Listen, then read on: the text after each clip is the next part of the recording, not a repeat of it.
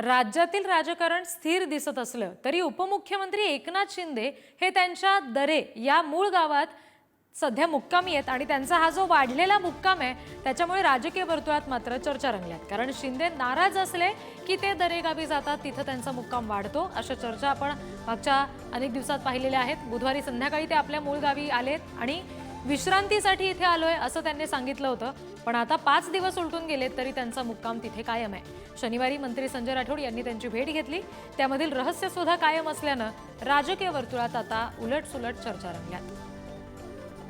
आदरणीय एकनाथ शिंदेजी हे यंत्रमानव नाहीत, त्यांनी सुद्धा कधी कधी विश्रांतीही केलीच पाहिजे।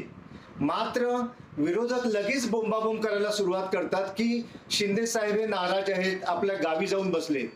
तर मला विरोधकांना एकच सांगायचं आहे की शिंदे साहेब हे स्वर्गीय हिंदू हृदय सम्राट बाळासाहेब ठाकरे यांच्या तालमीत वाढलेले निधड्या छातीचे वाघ आहेत आणि वाघ हा कधी रुसून गावी जाऊन बसत नसतो, तर तो आपल्या शत्रूंवरती तुटून पडत असतो।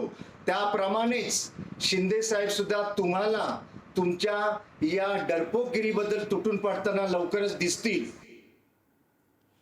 तर शिंदेंच्या नाराजीची कारण नेमकी काय असू शकतात या संदर्भात काही तपशील आपण आता बघूयात ग्राफिक्सच्या माध्यमातून।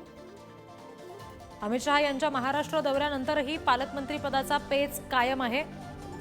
नाशिक रायगड अशा दोन्ही पालकमंत्री पदासंदर्भात पेच कायम आहे। रायगडच्या पालकमंत्री पदावर शिंदेंच्या शिवसेनेकडून दावा केला गेलाय, मात्र राष्ट्रवादी सुद्धा दावा करते। शिवसेनेच्या मंत्र्यांच्या विभागाला कमी निधी मिळत असल्यानं शिंदे नाराज आहेत। राज ठाकरे आणि उद्धव ठाकरे यांच्या एकत्र येण्याच्या चर्चेवर सुद्धा एकनाथ शिंदे नाराज असल्याचं समजतंय।